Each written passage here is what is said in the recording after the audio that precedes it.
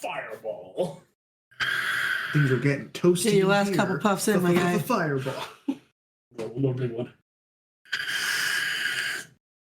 I'm going to request you put it out of reach because... I also shut it off. Or here, you want to just take it and put it behind you? Yeah, I'm going to put it behind me just because it's force of habit. It is very much a force of habit. Same with I'm also going to put... Can you take my worm away? The worm, no. Oh, that's too fun. Here, Chris, you. Okay. In the pocket it goes. I'm going to be messing with that. Give me the pen. We have to be. I want to be a part of something. Into the pocket it goes. I do genuinely need that pen back, though.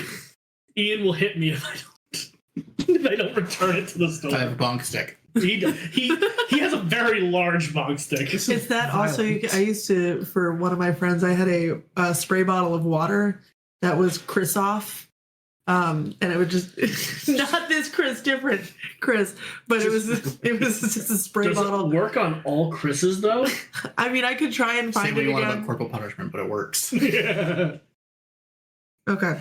Ready to begin? No, but yes. Once upon a time, there were 3 bards: Brooke the Bronze, Will the Wondrous, Ian the Intelligent, accompanied by Chris the Charisma. They set out on a perilous podcast fraught with audio issues and full-time jobs to bring unsolicited opinions to the masses. Today's quest is all about Once Upon a Time, a cooperative party game where you desperately fight to have your plot points heard as you weave the story together into somewhat a cohesive format. Before we jump into the fray, I have to know, since we're talking about classic bedtime stories, does anyone have a favorite bedtime story growing up? Since this whole thing is about creating a once upon a time there was a princess kind of a vibe. So I guess I'll start. It's not a normal bedtime story, but when I was younger, I had this kick for really weird books. And so my dad would read like a chapter of one every night. And the one that I remember most vividly is a book called The Day My Butt Went Psycho. And yeah, that one probably. I'm gonna read the crib notes on that real quick.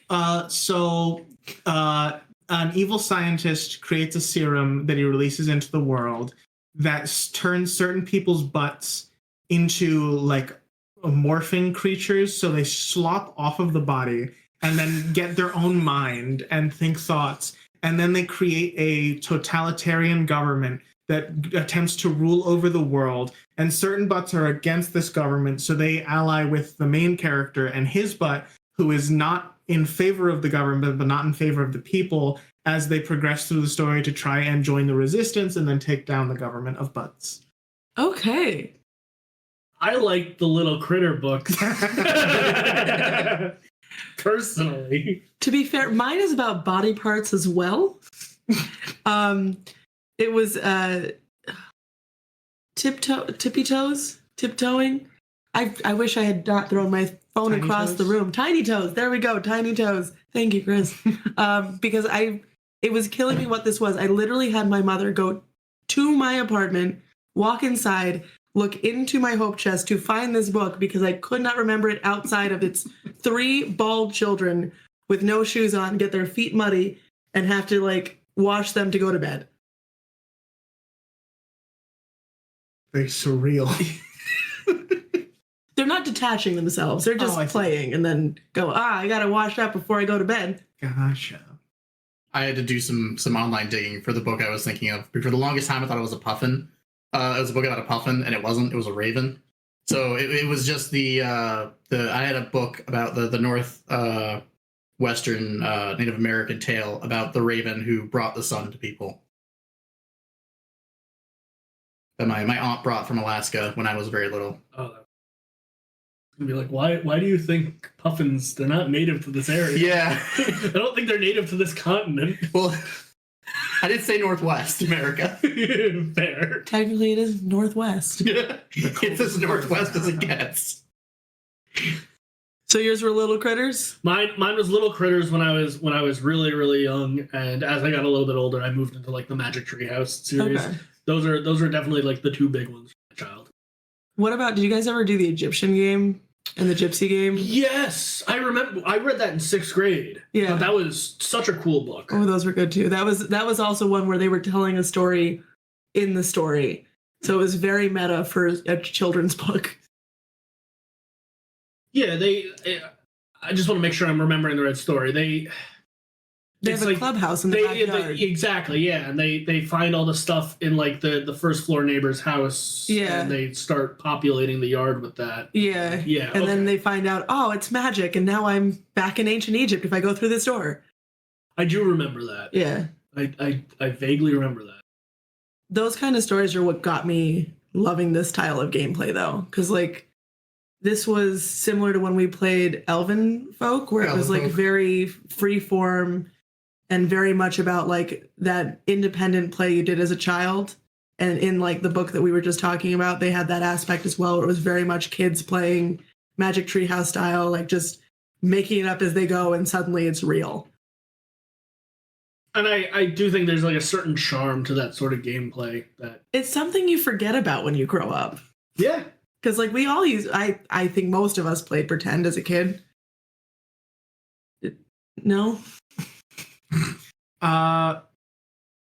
Sort of, kind You of. never played, like, Power Rangers or, like, no. Mutant Ninja Not Turtles? that one. You never played Angry I Birds? was too mentally conscious of how awkward I would feel if I pretended to do that. Okay. So instead, I guess my playing pretend was like when we did tag, I would pretend that other people were like pirates or something trying to kill me. Okay. And so you that- did it by yourself, but Yeah. you still played pretend. yes, it did lead to some pretty bad situations because Of course. like if someone caught me, I would scream, "Please no, don't kill me."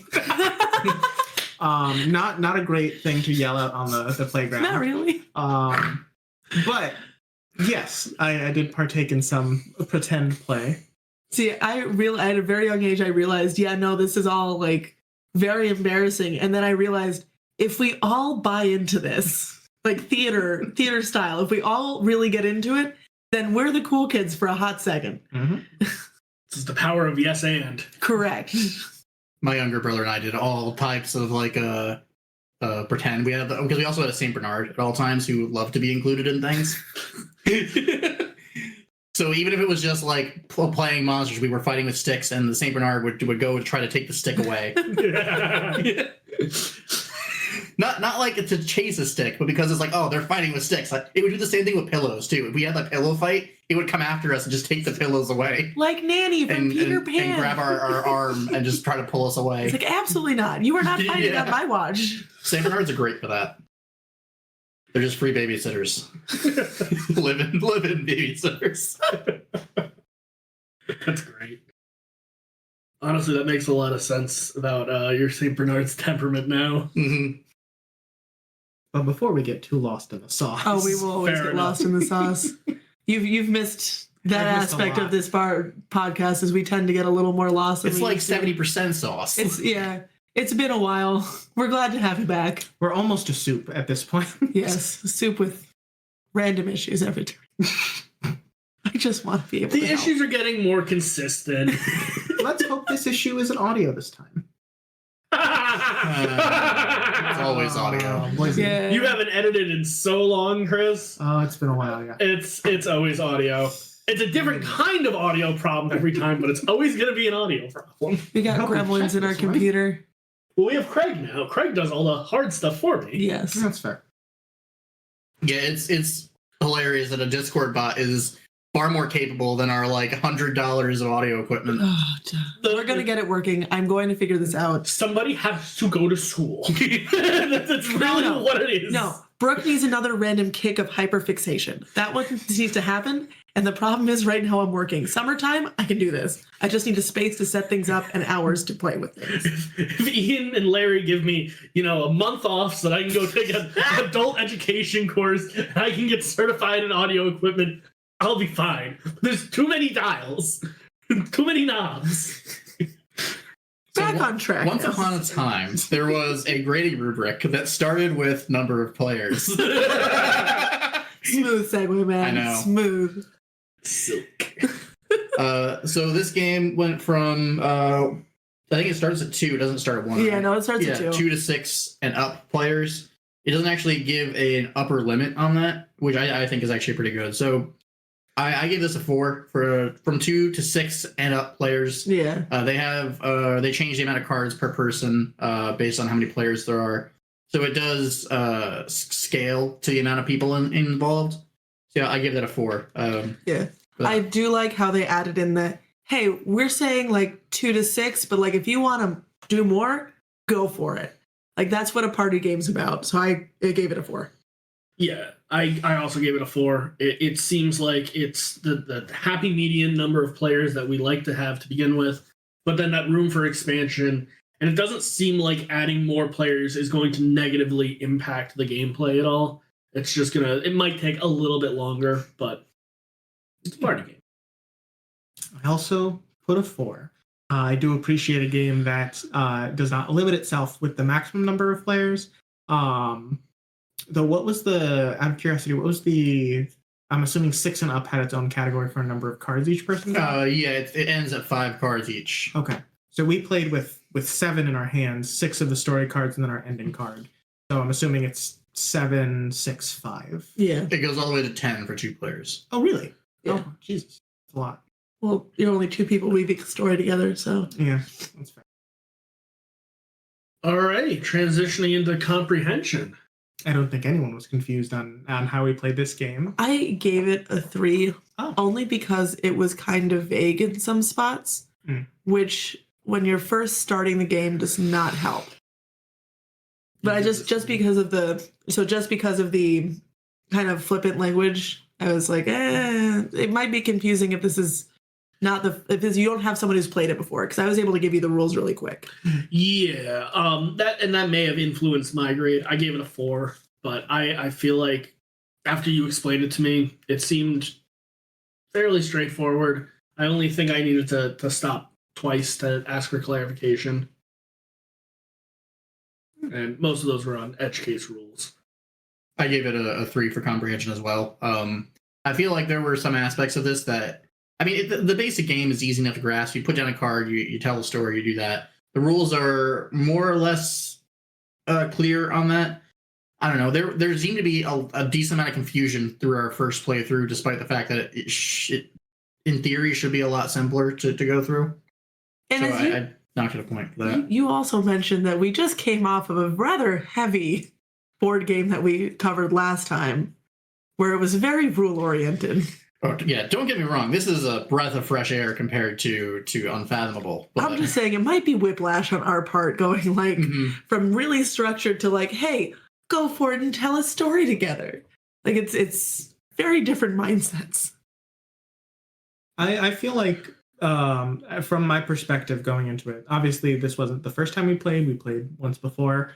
But it seems like it's just you tell a story, playing a card every time it would be applicable to a portion of the story that you say.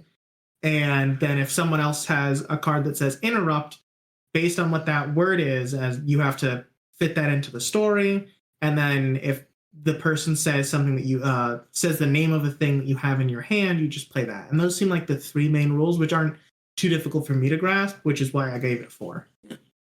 And the 5-second rule. Don't forget and that. And the 5-second rule. If someone stops talking for 5 seconds, you get to cut in. I've dropped my little treat on the floor, and now I have to grab it. Oh, my turn's over. Yep. Yeah, I mean, the other thing with comprehension was that the rule on whether or not a card counts as being part of the story is also pretty vague. I feel like we came across more than one of those where someone would randomly insert something that really shouldn't be there. Yeah. Because they were trying to get rid of cards in their hand. And you have to vote on whether it's a good idea or not. If you don't like calling people out on things, that might be a little difficult sometimes. Although it was pretty obvious for us. I got flagged for saying a bird hides behind a flower as a disguise. Fair enough. I tried to work an argument into somewhere that really didn't need an argument, but I'd like to buy an argument, please. I'm surprised no one called me out on the sea? No, because you can have chapels by the sea.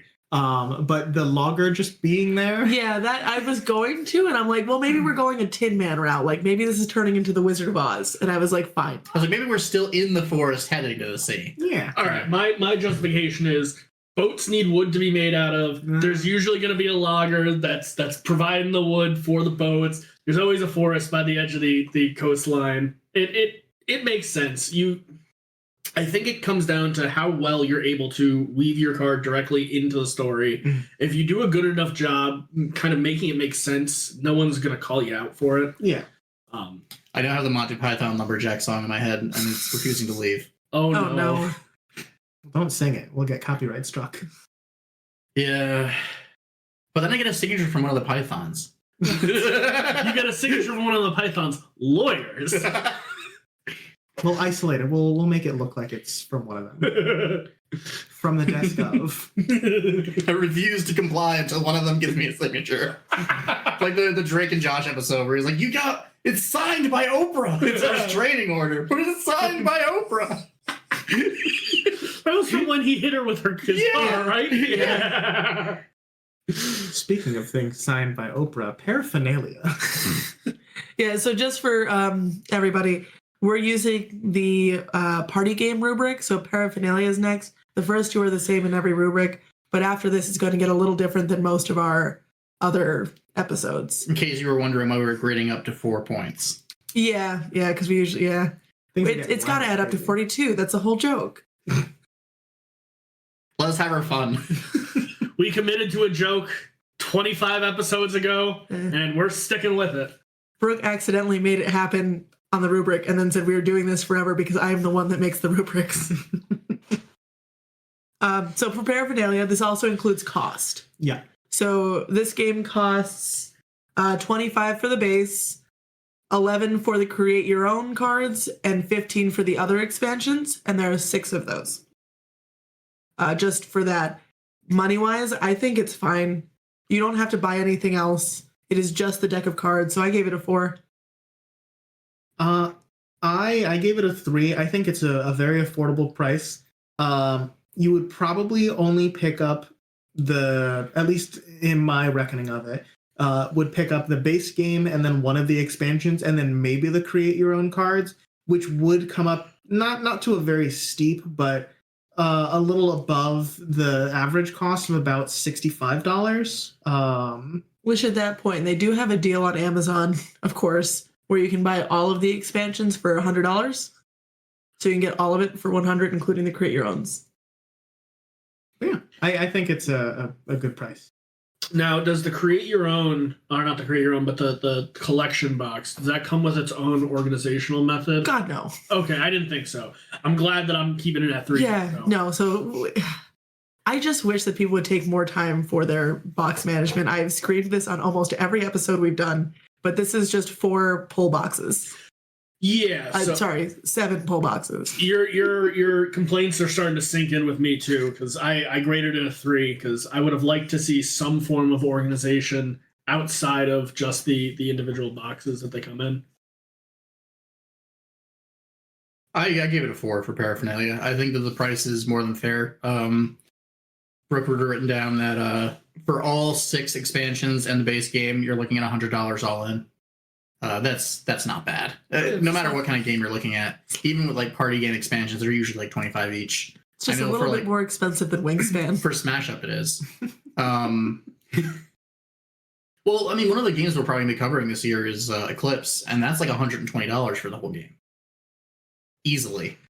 But my heart literally just skipped a beat. It'll be the most expensive game we covered so far. Yeah. Except for maybe Blood Bowl. Blood Bowl is easily the most expensive because I think it was because of the minis. Yeah, each army was $35, so that's already over 100 there. The most expensive base game we've ever. Well, the base game for Blood Bowl I think was 120. Oh, okay, never mind. And that was with the 2 armies plus the field. But it did also come. It doesn't come with it. It has as far as the extras for this. I was looking up on Atlas Games' website, and they have a write your own stories book based around this game, where you can, from what I can gather, you can write your own like fairy tale stories based on how your game progresses. Yeah. And that's cool. I've definitely played rounds of this back in high school where we did write it down after and make like a little comic out of it because we just thought it was so fun and entertaining. So not really applicable to gameplay necessarily, but something to know. There's paraphernalia involved if you would like. So setup, bone easy. It is 2 decks. That's it. Was there even any setup that we did? I had to take them out of the box We and then shuffled pass them. it. We did shuffle them. I did have to power shuffle them. This is like less than the bare minimum amount of setup that most games require. The only thing that's less is like a normal deck of cards where you don't have to have 2 piles. Even then, like there are some games that you would have to play with a normal deck of cards that would require you to like take cards out. Yeah, like This euchre. one, yeah, exactly. We just talked about euchre. This one is literally just you take them out of the Pull box, box, yep. and then you just give people their cards, and that's it. Very The easy. only annoying thing is the pull box, you have to split the black cards, which are the majority of them, into 2 piles. So there's 3 piles in this box, but they do make it easy because one deck has the black edges and one deck has the white edges. So it's easy to tell if they mix up in the box. Stop being tired in the podcast. You're not allowed to be tired. Sorry, I'm empty. Remember that part where I said we have full-time jobs? And in fact, one person has to go back to their full-time job after this recording? Oh, this Hey. is awful. I'm struggling not to yawn so hard now. We'll be watching. This is another reason why we have so many issues. We don't have the time to like sit down and dedicate to this. Yeah, this is a skill that needs to be honed. Okay. I'm so assuming everyone's just got a 4. Yeah, I have a 4% Yeah. up as well. All right. this is the part that really tanked it for me. This is where it lost it for me, was the rate of play. Because again, if you've played with your group a lot, it will not have the rate of play issues that we did. But a lot of the times we were struggling to either further the story, figure out our next move, or like decide to pass. Even the interruptions were a little slow because we weren't used to it. It's different. So I gave it a 2 just because it got really fast at parts and really slow at parts. It didn't have like a consistent rate of play. This is very true. I know on your turn you were able to dump like half of your hand. Same with Ian. Ian dumped all of it and just couldn't weave the ending at one point. I Yeah, probably could have really understood what I was doing. but I gave it a Could 3. have made that bird evil. Could have made the wolf talk. I gave it a 2. I actually I feel like it could score more points depending on if we played even more rounds of this, Yeah. because it is definitely one of those things where it feels like this game could feel very like tense and quick paced when we're more comfortable with playing it. As we were, it was kind of a new experience or a semi-new experience.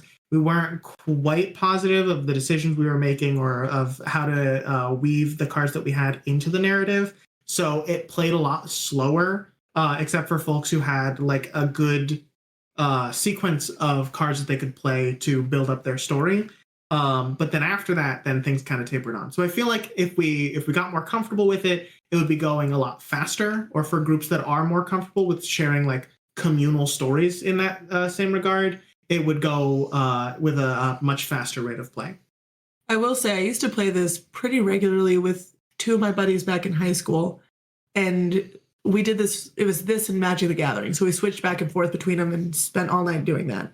But even when we were versed in it, it still had those random stopping points, which I think are built into the game, but because you're interrupting each other. That's the whole point, is you're talking over each other. You're trying to make it your story again. So it just inherently has pacing issues built into it. So even when we were like really into it and playing a couple rounds, there was still random parts where it did just slow down and we were all like, oh shit, what are we going to do? Who's going in? Is someone going to talk? Do we have to just scrap this whole game? I do think there were a few times also where someone like stopped and we all probably had like a card or 2 that we were thinking of playing, but we didn't play it just out of like, I guess, politeness. Yeah. And that happens in the other, like when I was playing regularly as well. So I gave it a 2 because even when I was playing pretty regularly with a group that was very invested in it, it still had those random walls you hit. So it's all very new to me. This is my first time playing, but I'd give it a 4 for rate of play. Oh, I felt pretty engaged. I felt like, listening into everyone's story, seeing what cards associated with mine. I stayed pretty focused on trying to win because that's what I do. But I almost knocked it a half point because of just the rate of play didn't really slow down when other people's turns. But I felt like when I wanted to do something, I definitely struggled to come up with like a story or to voice my thoughts on something. That kind of slowed down, but I kind of assume that's more of a skill issue. So I was like, nah, that's fine. I think it's also important to note that on paper, the game sounds very easy. But when you're on the spot and trying to figure out how to weave different story points together, it can be a little challenging. Like you said, yeah, it might be a little bit of a skill issue, but I think any normal person, except for Chris, I'm not normal. will have trouble kind of weaving a story together. Chris, you're a DM, so you're used to this. In fairness, there are other DMs at this table. Yeah, I mean, that might have helped, but honestly, it's a different beast. When you're DMing, you have a general story already laid out that you're doing. With this, you're going off of you're improvising off of other people's ideas. It sounds like it should be the same, and if you're a D&D player, it kind of is, but it's not the same as being a game master. Yeah. As much as it might sound like it. It feels similar, but it plays different. For difficulty curve, which is just saying, like, is it easy to pick up? And, like, does it keep being interesting after you've picked it up? I gave it a 4. I think this is perfect for this specific grading point because it's very easy to pick up, but perfecting it is hard. So you can keep getting better. It will keep being interesting. You don't have to worry about, like, it being boring, like if you're playing Go Fish 100 times. Fair. I'm not sure about you guys, but I think I may have a bit of a different approach for this one. Okay. I actually gave it a 2. Not because I think it's hard for people to get into after they've played it. It's very simple, very easy rules to follow. But I can think of a large number of people who probably would not be able to go more than one round of this game because you kind of have to have that experience and I don't want to call it like understanding, but like the ability to build a narrative with other people, like in a community sort of situation, in order to play this well, or at least get to the end of the game and win, that you only really get when you play things like D&D or like other storytelling games in like a group setting. I think of this like compared to, like you said, Go Fish. I would probably be able to play Go Fish with you guys very easily. You guys understand the rules. It's very simple. I could also do that with like my dad, but I can't really play D&D with my dad. He doesn't have the same understanding or experience with group role-playing games in that regard to build the story. He would listen on and sort of listen to what everyone else was talking about, but I don't think he would actually make his own story or build himself into the narrative. So this, I think it definitely does require some prior knowledge of role-playing games or things similar to that in order to actually get into it, which I think is maybe a little bit of a barrier for entry for certain people. I gave it a 2 for completely different reasons. Oh. I feel like at a certain point, the difficulty of this game is going to plateau, and it's going to cease being about actual skills involved in playing the game, and more with skills in creating a story, like you'd said. But I feel like the rules themselves are so simple that there's really nowhere to go from there to increase the challenge. And aside from the interrupt cards, there's not really any other edge case rules or anything, right? Not really. Not that I saw. Yeah, it was pretty straightforward. Okay, then I'm sticking with the 2. Okay. I give it a 3 for difficulty curve, kind of for the same reasons that Chris was saying. for that skill issue that I mentioned in rate of play, I just kind of docked it from difficulty curve. There's definitely an element to storytelling that is not necessarily for everyone, and that some people might struggle with. I know that there was, and I'll probably cover this a little in enjoyment, a general anxiety for the open-endedness of this that kind of hangs around even as you kind of get comfortable with it. And I feel like that's going to hang around until you play this several times. Yeah. Definitely. Well, I'm just glancing around the table, and for customization, can we say this in 3, 2, 1? 4. I mean, Yeah. it comes with cards, blank cards in the deck. So at base level, it has blank cards, and then they give you a discounted $11 pack that you can get, where you can just write your own cards anyway. So Yeah, if you want to do a Wild West theme, go for it. You want a sci-fi theme, go for it. It's I think my favorite is I was kind of poking around on Reddit, and someone was like sharing the cards they had, and one of them was the rat at the bodega. So like you can 100% put in like friend jokes. If you play this with a certain group, like you can just throw in your normal friend group inside jokes, which I think I'm going to add the rat in the bodega into my deck after this. that's a good one. Yeah, blank cards are a pretty big piece of the customization score for me when it comes to party games, because there's not a whole lot more you can ask for most of them. And I think it was one of the issues we had with the Unstable Unicorn game we played. What was that? It was Wrong Party. Oh yeah, Wrong Party. Yeah. So yeah, four for me on that. I can't really see much else I would ask for customization. The only time I think I've seen you angrier is when we were doing Joking Hazard, because there was no way for you to write in a card. Did we do Joking Hazard? I don't know if we ever released it. We did do It's it. a lost episode. No, we did Trial by Trolley. Oh, that's what I'm thinking of. I have Joking Trolley. Hazard. I have the Kickstarter edition of Joking Hazard. So, Bring it. yeah. Trial by Do that next Trolley. month. Yeah, because Trial by Trolley, I remember you being visibly upset, like red in the face, like, why don't we have this? This is an easy thing. Because Joking Hazard did have them. Yeah. Joking Hazard had Joking Hazard is a game. It's like Cards Against Humanity, where you end a comic strip with cards in your hand. But they had cards that came with like characters in various like postures and poses and stuff with blank speech bubbles above them.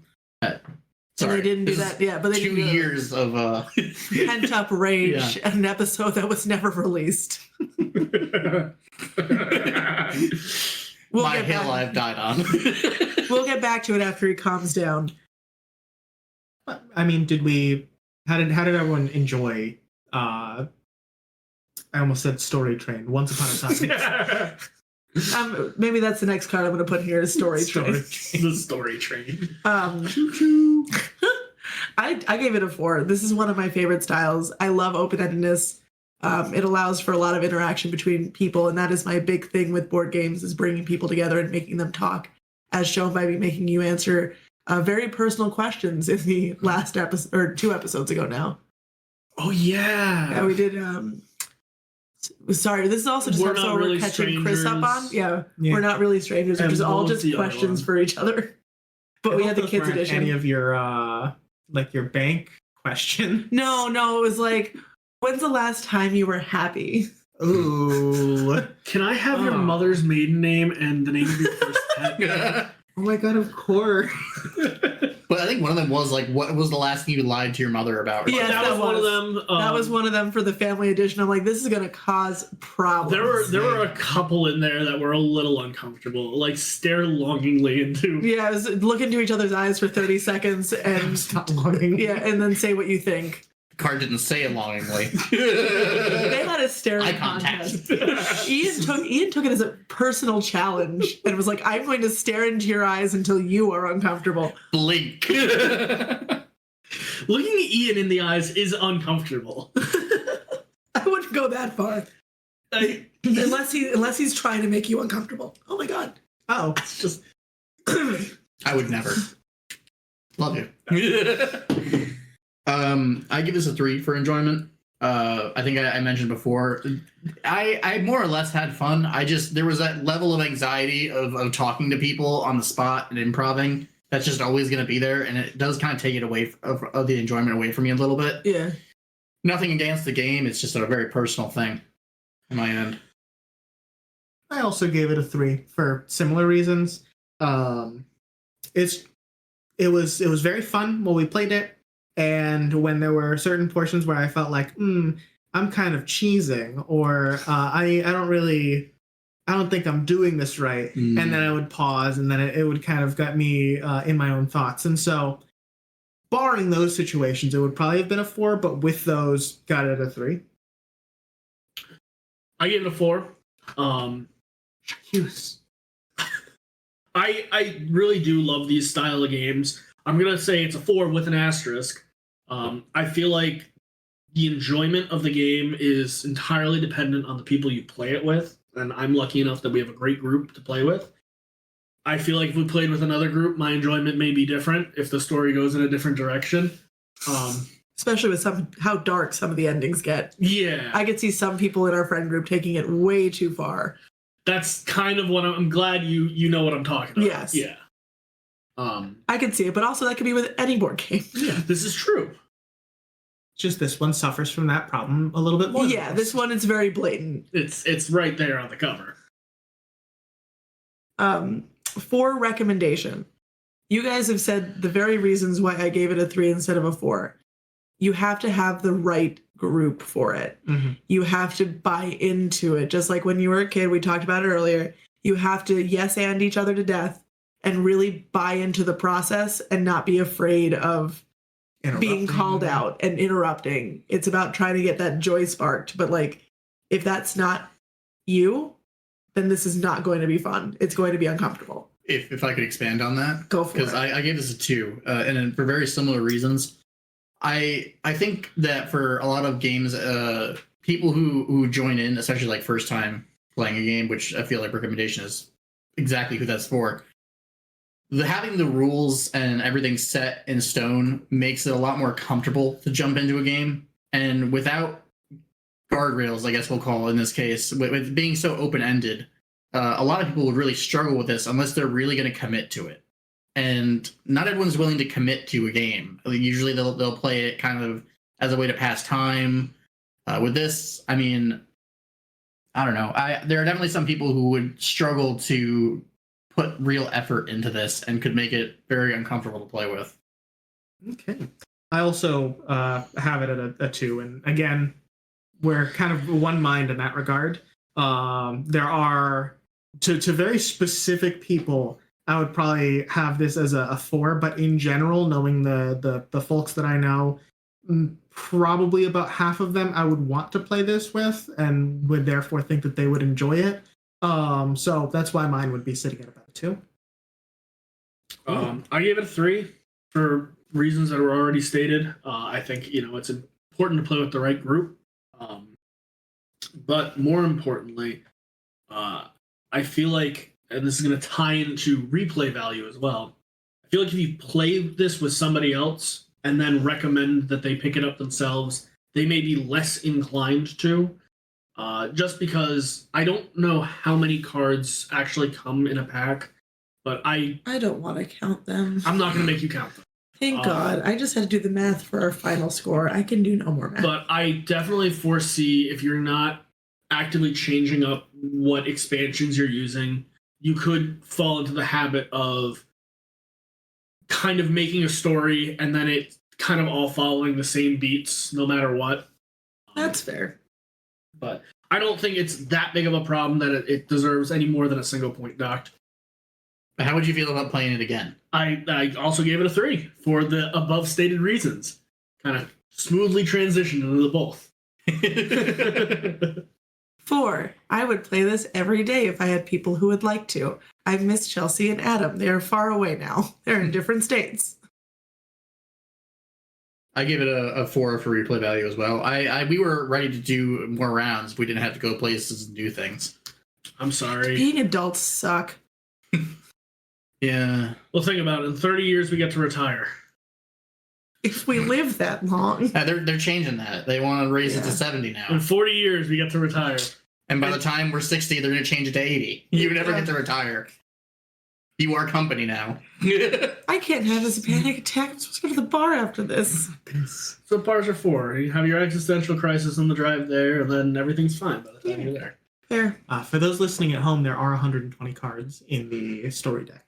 90 is a new 60. Sorry. I had that. You had that one prime. Yeah. I'd definitely play this game again. This is very fun. I'm not going to be a broken record and say it's got to be played with like the proper group. I will say I put a note here and I'm going to try and read it because I wrote it very fast. Got to be a bit creative with only one set. Oh, I know exactly what that note's for.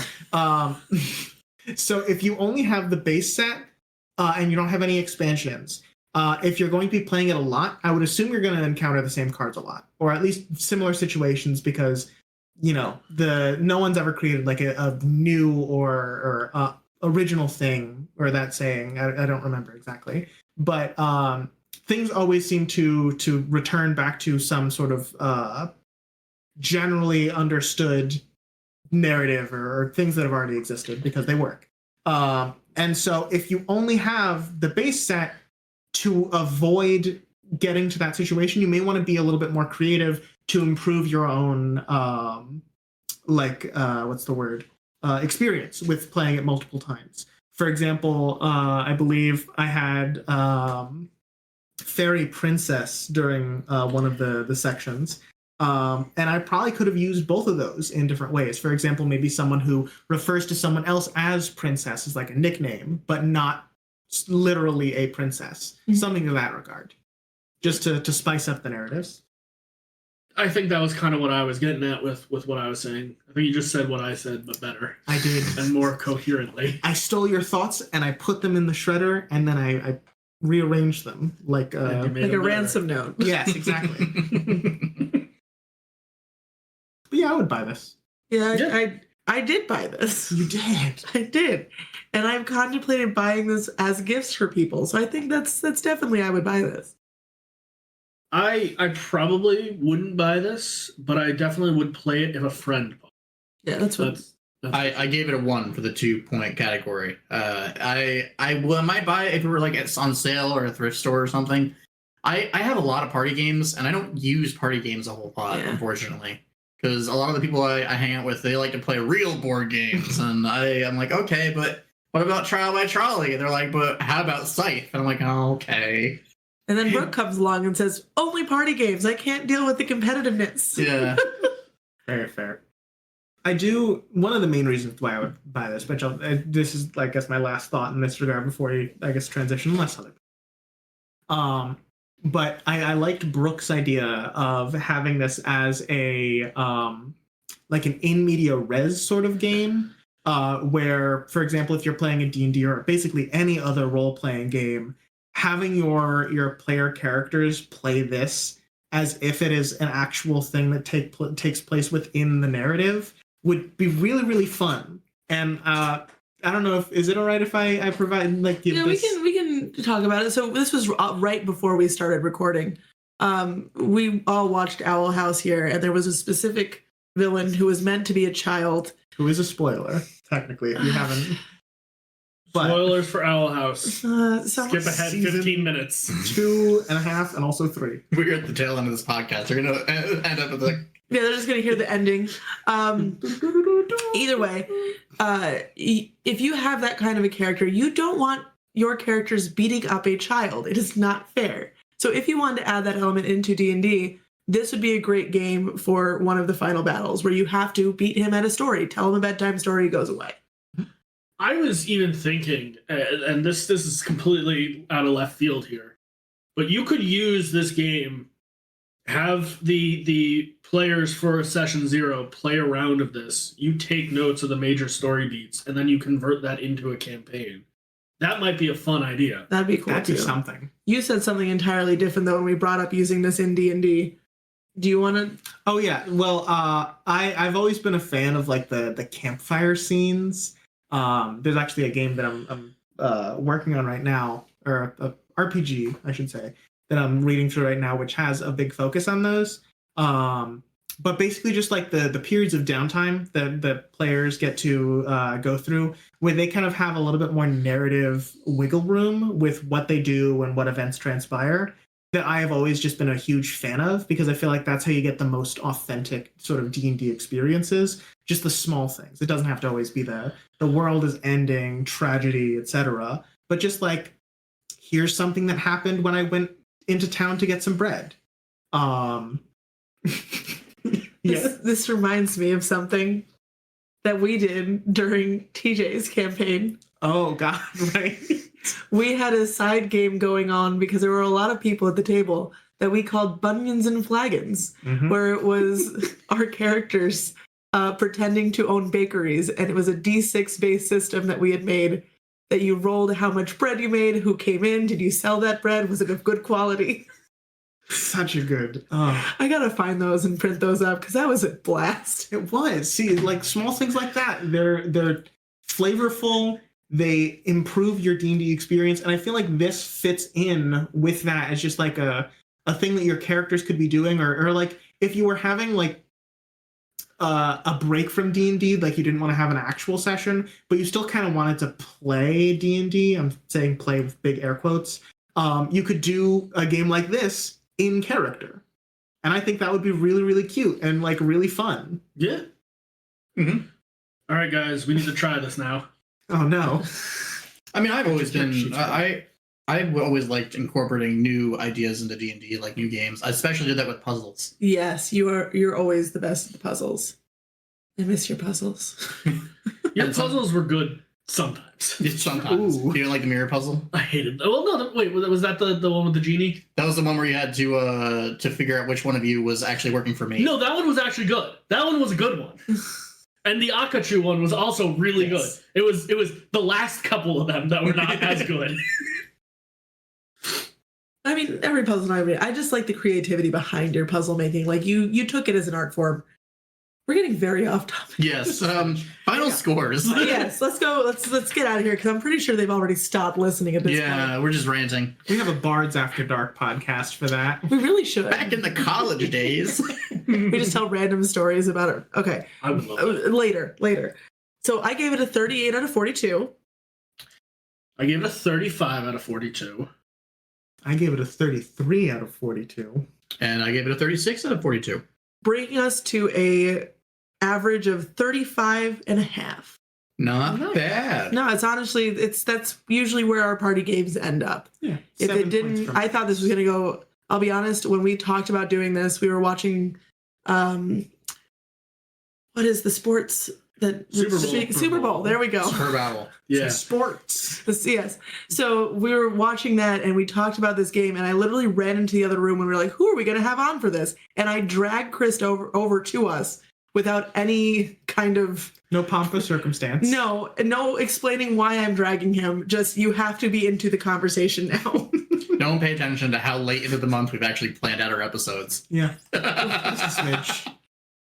Full-time jobs, I said it. Yeah, I know. Hey, sometimes we're good. Sometimes we plan a month in advance. Sometimes we have a February. Sometimes it's a week.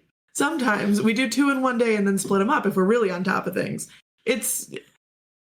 We have our own rate of play issues here. So that being said, with that, our adventure is over. If you'd like to get in touch with us, please reach out at dancingwiththebards@gmail.com. If you want more up-to-date information and to meet some cool people, head over to our Discord. Thank you again to our OG Bard, Chris, for coming. No problem. It was great to have you back. And with that, our heroes lived happily-ish ever after. Yay! Goodbye. Hi-ho, hi-ho, it's off to work you go.